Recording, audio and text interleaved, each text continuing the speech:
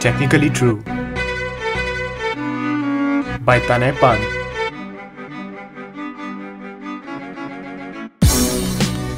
Hello everyone, welcome to the second episode of Technically True. My name is Tanay Pant and I'm your host. Today we are going to talk about one of the biggest challenges that even professional speakers face, using humor to engage the audience. Today I'm joined by my very good friend, Martin Splitt. Hi everyone. Hi Tanay. Thank you so much for having me. Hey, great to have you here. So Martin is a developer advocate at Google, an open source contributor, and a web evangelist by heart from Zurich. An insider tip, next time you see him, refer to him as Martin the Magnificent, and he will show you some magic tricks. Very warm welcome, Martin. Would you like to tell us a bit about yourself? Yeah, sure.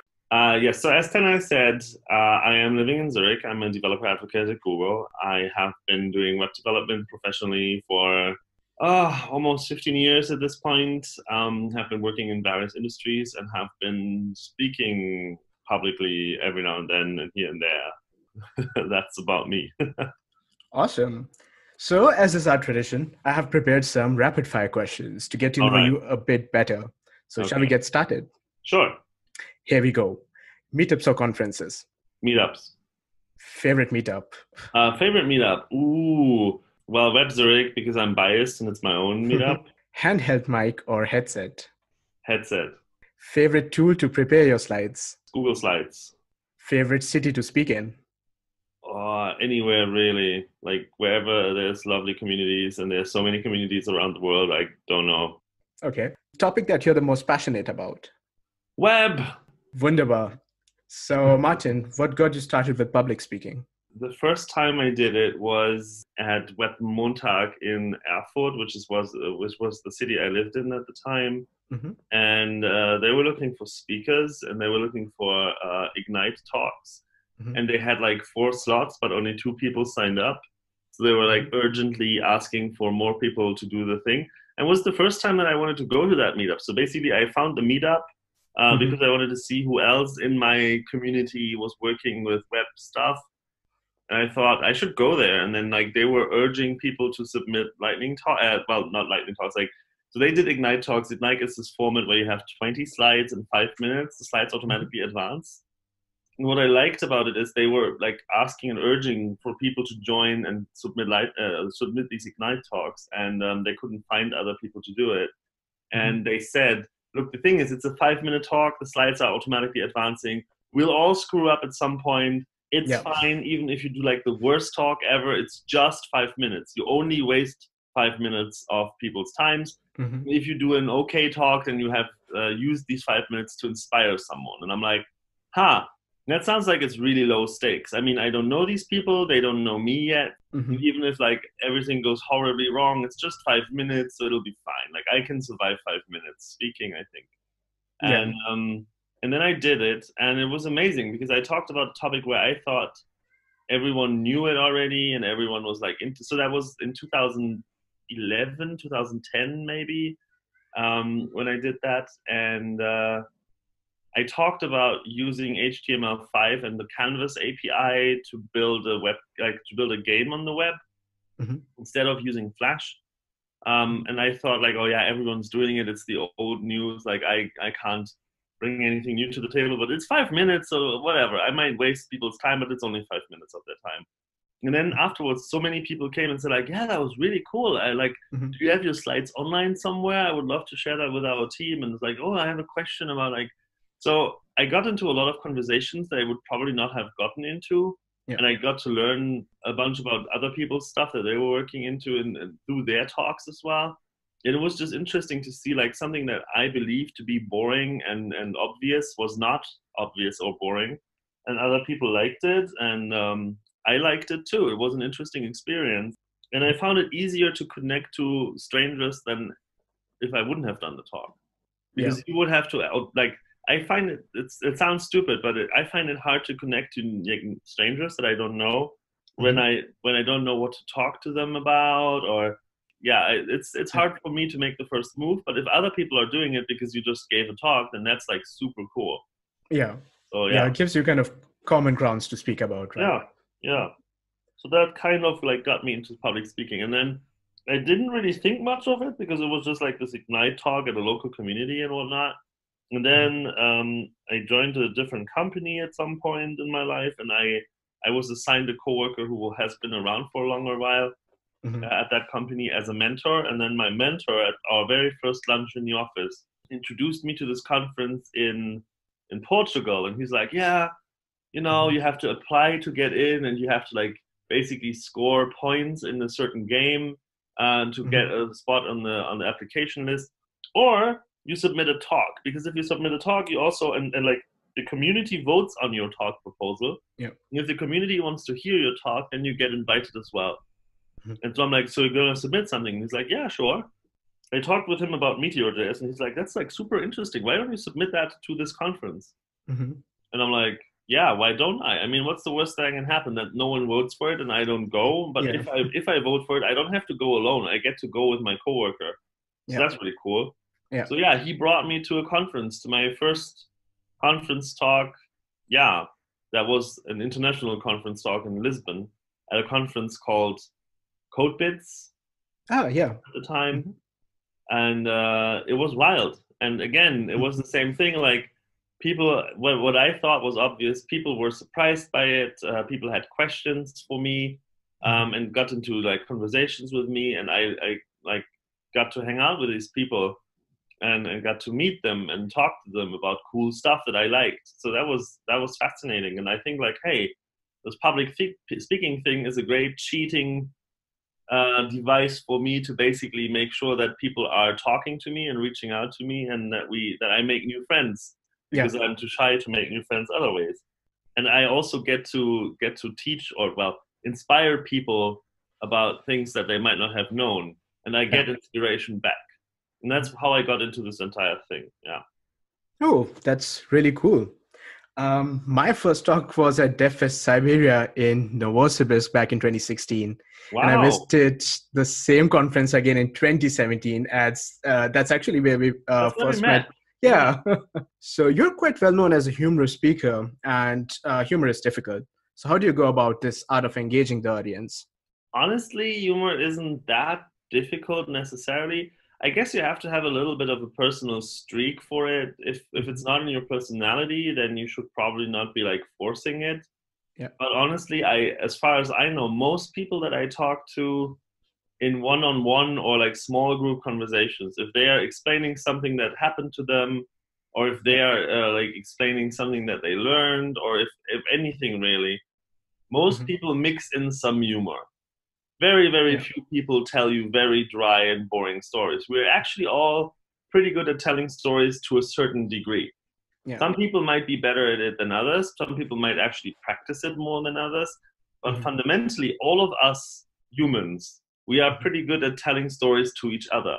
What that story is might depend a little bit, but like fundamentally, we're always talking to each other, and humor is a fantastic device to make the story more engaging and make the story more relatable. And Mhm. this kind of humor, there's so many variations of humor. There's self-deprecating humor where you're like, yeah, Yeah. and then I did the thing because I'm an idiot. Ta-da. Yeah. Like you can have like some slapstick elements in it, and you can just like use words in a certain way that make them fun. You can do puns, whatever. Like all of us have slightly different kinds of humor, Yeah. and I believe that if it's in your personality to tell stories to others using humor or sprinkling them with humor, then that's such a great storytelling device to use in talks. I wouldn't want you to like try to force it in, but I highly recommend watching a comedian Mhm. that you really like, Mhm. that like makes or evokes the emotion of happiness and laughter and enjoyment yourself. If you find one comedian that does that, for me that is Eddie Izzard. Mhm. God, are their performances fantastic. I'm gonna check him out. I basically watched certain sketches that resonated with me so well that I Mhm. couldn't stop laughing no matter how often I saw them. Eventually, I watched them again and again and again in relatively quick succession to figure out like how does he tell his stories, or sorry, how do they tell their stories?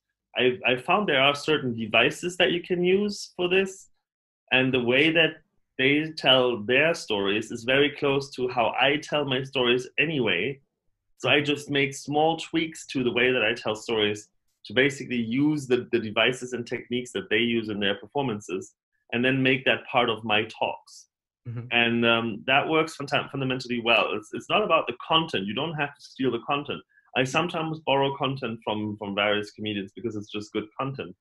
Mostly it's about the way they tell stories, because humor comes from breaking with expectations oftentimes, Mm-hmm.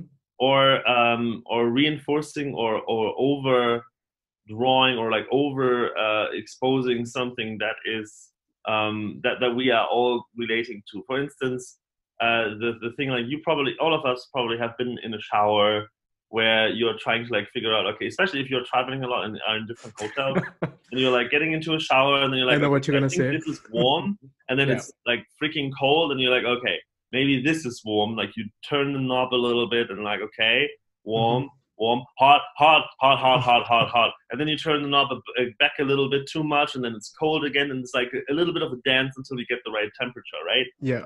By overinflating this scenario or this situation, you are telling a story that everyone can relate to, Mm-hmm. and you are making it funny because it is so bizarre. It's like, okay, so the difference between fantastically hot and freaking freezing is between, and then you can like imitate moving a knob like a millimeter. It's like, it's between this and this, and that's what Eddie Izzard has in one of their routines.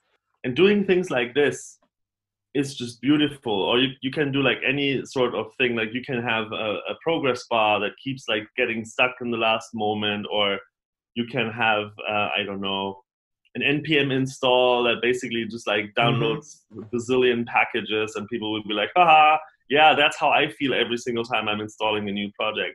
So like, you can make these examples, and people will be like, yes, that happened to me. Not like that, it's not like this extreme, but by making Yeah. it a little more extreme, people usually respond quite emotionally to it. You need to make sure that you're staying away from humor that comes from your specific in-group, or from your specific interests, Mm-hmm. or from your specific culture, because humor is defined, or is experienced very differently in different cultures. And if I would be to make German jokes, so for instance, I grew up in a family full of nurses and a few doctors, and I am friends with a lot of people in healthcare. We have a very specific kind of humor. We have a very specific kind of repertoire of stories and experiences that we share.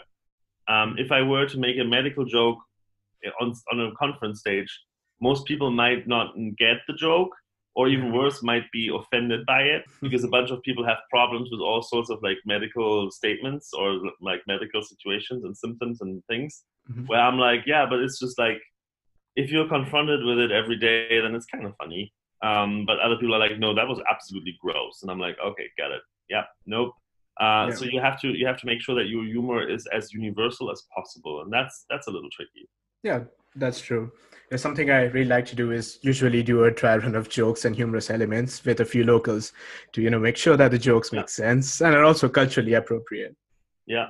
And that's also the tricky thing with like puns and other like remarks. If they are specific idioms, then people who are not from that language group, or don't have that as their first language, they might not be aware of the idiom, and then it doesn't work. If you're like taking an idiom and changing one word, but I don't know the idiom, then it's just like a random collection of words, and I'm like, yeah, so what's the point here? So that's a little tricky. You have to make sure that your joke works more or less globally. Yeah. I once presented a similar talk at 3 locations spread over Eurasia. The jokes were a great hit at one place and fell completely flat at the other 2 places. So for me personally, the best way to recover from that on the stage was I just humored myself with the joke, smiled a bit, and moved on like with high spirits. So you can imagine like the jokes that I make then need to be really, really funny for myself. Yeah, absolutely. Like, if you don't like it, then don't do it. Yeah. Also, be careful. It works for some speakers, but for many people it doesn't. If you are literally rehearsing jokes or remarks, then it might not work as well as if you are allowing yourself some space. So I have like some slots or moments in my talk where I allow myself to get carried away. And if I can come up with a hilarious statement at the moment, then there is a hilarious statement. If not, it was optional in the first place. No one's going to notice. But I do not pre-rehearse my jokes necessarily. Yeah, but I've often heard people say it's easier not to include jokes, to be just on the safer side of things and avoid that feeling of cringe that creeps up when you are on the stage and the joke falls flat. Did you ever have a situation like that? Oh, jokes have fallen flat so many times, or people like only got them afterwards, or something like that. That does happen. The thing is, again, if you are starting out from a conversational point where it's like my talks are basically written or done in a way where I have a few cornerstones that I want to talk about, and I have the slides to back me up and basically elaborate on what I'm saying. Mm-hmm. And I am building my stories as if I would be talking to a friend or coworker about this, Mm-hmm. rather than having like a pre-done storyline that I have to follow. That just Right. doesn't work for me. And then if I have a joke in there that falls flat, that's fine, because that happens in real world conversations as well. If I'm talking to you Mm-hmm. about something and I make a pun and you're like, huh? You're like, because you Yeah. weren't paying attention or it's just not funny to you, then you recover by just either moving on or just Yeah. laughing about it and go like, yeah, it doesn't matter. Just be natural about it. What do you do in a regular one-on-one conversation when a joke falls flat? One of these things probably, or something similar. And I recover the same way from that. Like either I laugh about it if I find it genuinely Mm-hmm. funny, Mm-hmm. or I just go like, anyway, and then just like carry on. Right. What I would never do is do never, ever, ever, ever think you can like fix a joke or rescue a Ah, joke or right. salvage a joke by explaining it. You don't explain the joke. That's when it becomes cringy. That's when people are like, "Oh God, that was Right. terrible to watch." But yeah, so as long as you're like natural about it, then it's okay. Jokes fall flat sometimes. That's normal. This reminds me of a time when I was speaking in a cinema hall, and that was my first time in a cinema hall. And I asked the audience if they got their popcorn, and they laughed. And I thought, hey, I'm funny. I'm going to use this joke every single time in a cinema hall. But a few months later, in a different country, the joke fell flat. People Yeah, had actually bought popcorn with them. And that just made me laugh. And I said, okay, that means we can officially get started then. that's a way to salvage it. Just like Yeah. sometimes jokes fall flat. That's normal. That's a normal thing that happens. Mhm. And the popcorn thing is a beautiful one, especially if you can like see some, especially when like some people have popcorn, others don't, then you can use that. I Yeah. sometimes also ask people to like raise their hands for some questions, and then Mhm. I close it with something that I think Jake Archibald did, and I just loved it so much that I took the idea from him as well. That it's like some people, it's like, some, who here has an iPhone? Some people raise their hands. Who here has an Android phone? Some people raise their hands. Who here has a feature phone? Some people raise their hands. Some people haven't raised their hands. I'm like, who here does not like to raise their hands? Raise your hand now. And then people are like, Mhm. huh? That's a paradox situation, and that usually also gives you a laugh or two. Sometimes it doesn't, and that's okay. Then you laugh, just laugh yourself, and like, nearly got you there, and then just carry on. It's fine. And I also really liked what you said in the beginning about self-deprecating humor, because I think making people laugh at your expense is also really great way with the audience. Absolutely, absolutely. You just have to be careful to don't overdo it. Right. If you keep bashing yourself in front of the audience, it'll become cringy, or it Yeah. might make you lose your little bit of authority that you need to have them follow you through your story. So Hmm. that's a, don't overdo it. And also, I prefer self-deprecating humor over pushing down on anyone else. Never, ever, ever push down on things, people, or whatever in your humor. If your humor relies on the oppression of someone else, then that's not humor. Right. About this self-deprecating humor, I usually do at the start, which I really think that I borrowed from one of your talks, actually. And I have a very standard profile picture over the social media, over Mm-hmm. all the accounts. And that's quite old, probably 4 or 5 years old. I have changed a lot since then. And I usually say, well, that doesn't look like me, but trust me, that's me. I'm going to blame the German beers for that. And sometimes it doesn't work out so well, but in Germany it worked. Mm-hmm. So yeah, that was something quite interesting as well. I think you did it with the Swiss chocolate, right? I think I do it with Swiss chocolate. Yes. Nice. So what do you think is a very effective way of preparing humorous elements for a talk? Like any specific do's and don'ts? Like what do you think about visual jokes, like including things like GIFs or something in the slides?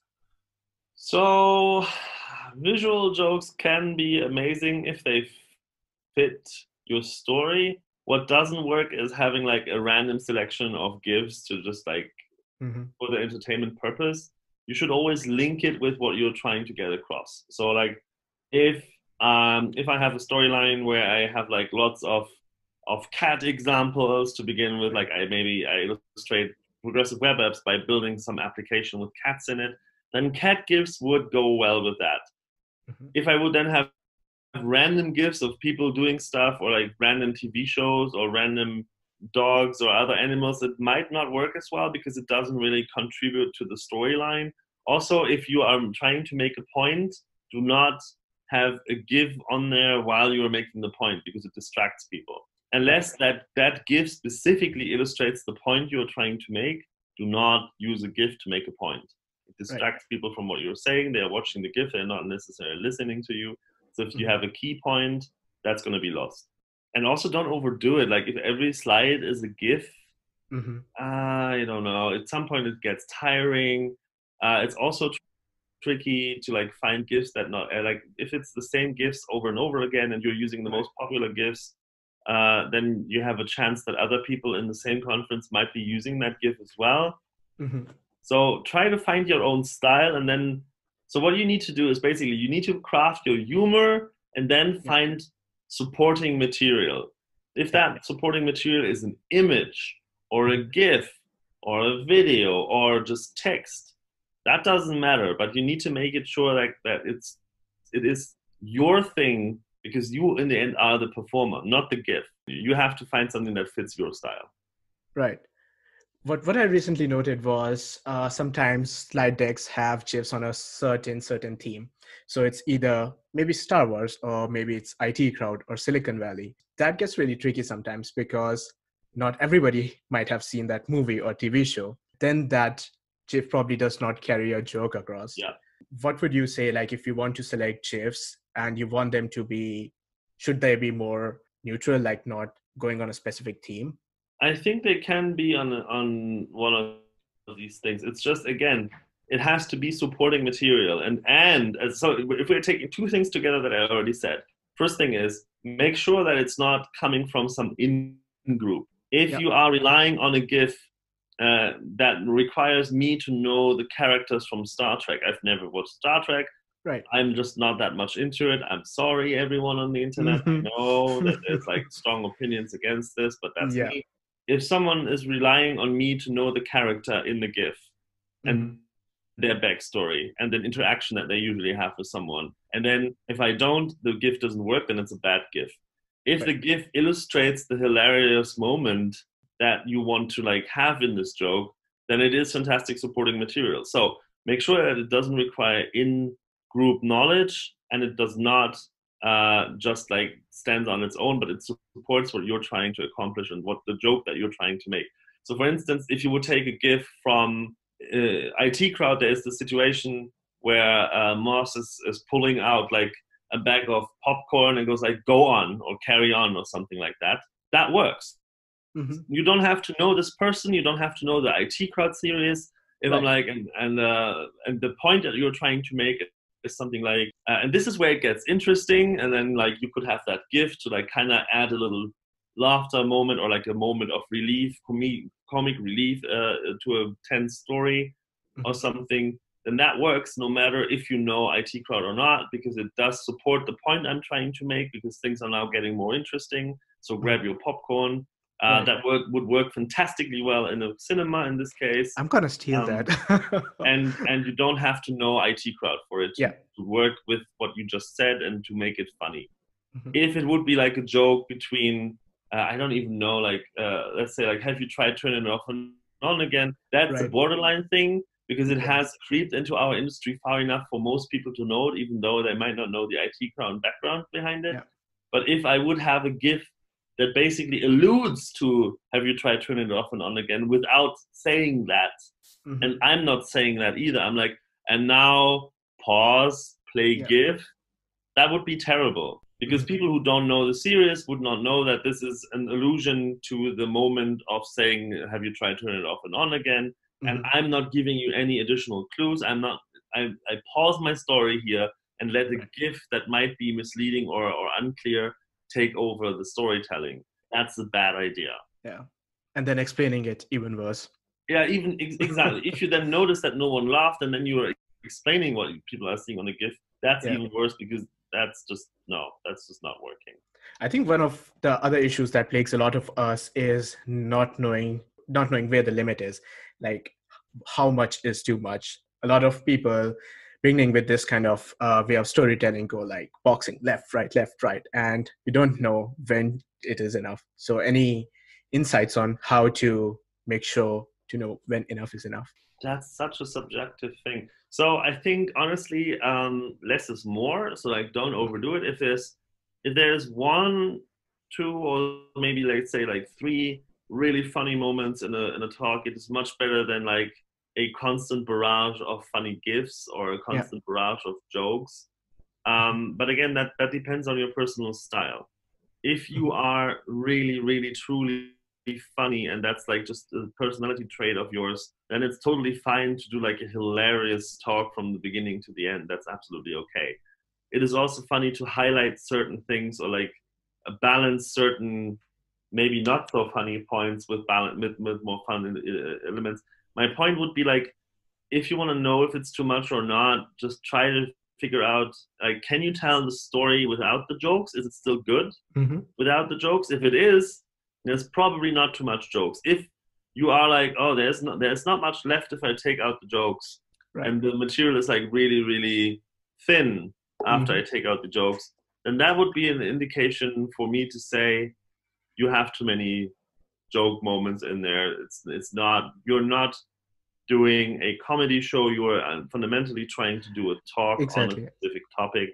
You need to make sure that the content that your talk is about is there, and then you can support it and sprinkle being the key word here, with humor. Right. Do not make the humor the main content. Yeah. All right. Before we wrap up, are we missing something? Anything else you'd like to put out there for eternity? I think we have covered pretty much everything. But I want to say, do never, ever, ever make jokes like on the back of someone else, unless it's you. That's like yourself. You can make jokes about yourself. That's okay. Do not throw other people under the bus for comedic effect. And I think we need more people on conference stages. Just like get on the stage and enjoy and find your own style. Right. Thanks for joining us as our guest today, Martin. This has been an absolute blast. Thank you for having me. Thanks. Thank you. And thank you all for listening to this episode of Technically True. I'm at @Tane1337 on Twitter, and I would love to know what you'd like to listen in the next episode. Until then, auf Wiedersehen. You have been listening to Technically True, a podcast about public speaking, developer relations, and technology. Hosted and produced by Tane Pant.